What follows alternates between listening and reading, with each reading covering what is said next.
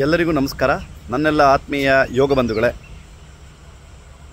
ಈಗಾಗಲೇ ತಮಗೆ ಗೊತ್ತಿರೋ ಹಾಗೆ ನಮ್ಮ ಕರ್ನಾಟಕ ರಾಜ್ಯದ ಏನು ಟ್ರೈನಿಂಗ್ ಕ್ಯಾಂಪು ಮತ್ತು ಹಾಗೆ ಜಡ್ಜಸ್ ಟ್ರೈನಿಂಗ್ ಕ್ಯಾಂಪನ್ನು ಎರಡು ಮಾಡ್ತಾಯಿದ್ದೀವಿ. Coaching training camp and judges training camp ಎರಡು ಒಟ್ಟಿಗೆ ಆಯೋಜನೆಯನ್ನು ಮಾಡಿದ್ದೇವೆ. ಆ ಕಾರ್ಯಕ್ರಮ ಹಲವಾರು ಕಾರ್ಯಕ್ರಮಗಳ ಮುಖಾಂತರ ಪ್ರೀಪೋನು ಪೋಸ್ಟ್ಪೋನ್ ಎರಡೂ ಆಗ್ತಾರೆ.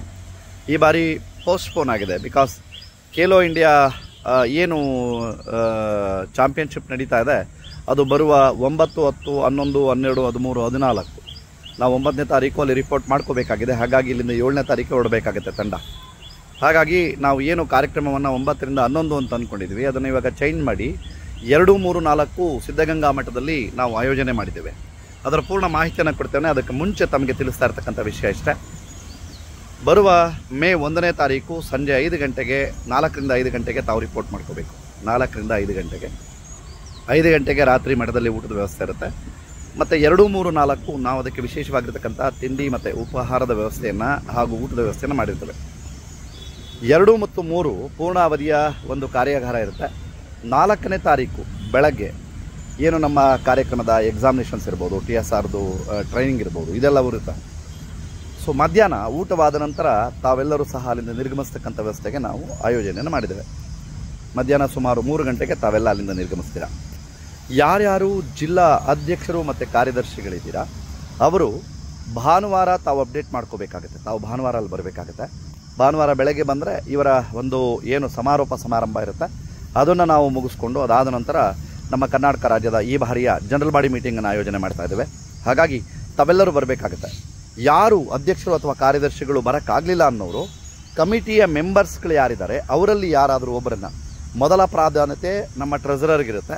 ಅವರ ಅಕಸ್ಮಾತ್ ಆಗಲಿಲ್ಲ ಅಂದ ಪಕ್ಷದಲ್ಲಿ ಉಳಿದ ಏನು ಉಪಾಧ್ಯಕ್ಷರಿರ್ಬೋದು ಅಥವಾ ಸೆಕ್ರೆಟರಿ ಬರಲಿಲ್ಲ ಅಂದರೆ ಜಾಯಿಂಟ್ ಸೆಕ್ರೆಟರಿಗಳಿಗೆ ಅವಕಾಶ ಇರುತ್ತೆ.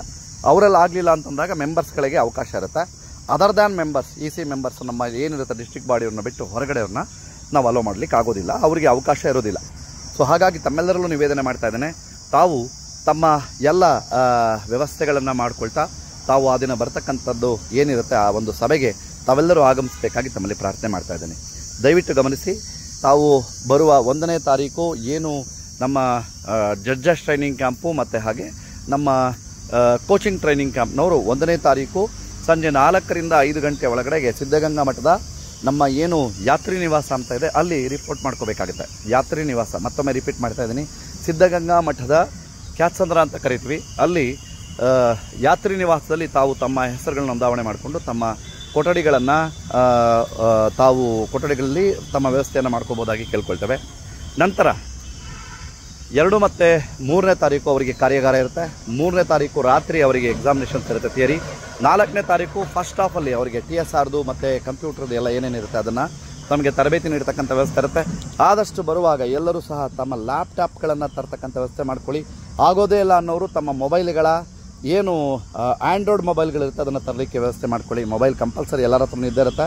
ಆದರೆ ದಯವಿಟ್ಟು ತಮ್ಮಲ್ಲಿ ನಿವೇದನೆ ಮಾಡ್ತಕ್ಕಂಥದ್ದೇನು ಅಂದರೆ ಆದಷ್ಟು ಲ್ಯಾಪ್ಟಾಪ್ಗಳನ್ನು ಹೊಂದಿಸ್ಕೊಂಡು ಆ 3 ದಿನದ ಮಟ್ಟಿಗೆ ಬರಲಿಕ್ಕೆ ತಾವು ಸ್ವಲ್ಪ ವ್ಯವಸ್ಥೆಯನ್ನು ಮಾಡ್ಕೋಬೇಕಾಗಿ ತಮ್ಮಲ್ಲಿ ಪ್ರಾರ್ಥನೆ ಮಾಡ್ತಾನೆ. ಆಗದೇ ಇಲ್ಲ ಅಂತನ್ನೋರು ತಾವು ಏನು ತಮ್ಮ ಆ್ಯಂಡ್ರಾಯ್ಡ್ ಮೊಬೈಲ್ಗಳಿರುತ್ತೆ ಅದರಲ್ಲಿ ತಾವು ತಮ್ಮ ಒಂದು ಕಾರ್ಯವ್ಯವಸ್ಥೆಯನ್ನು ಮಾಡಬಹುದಾಗಿ ತಮ್ಮಲ್ಲಿ ಪ್ರಾರ್ಥನೆ ಮಾಡ್ತೇನೆ.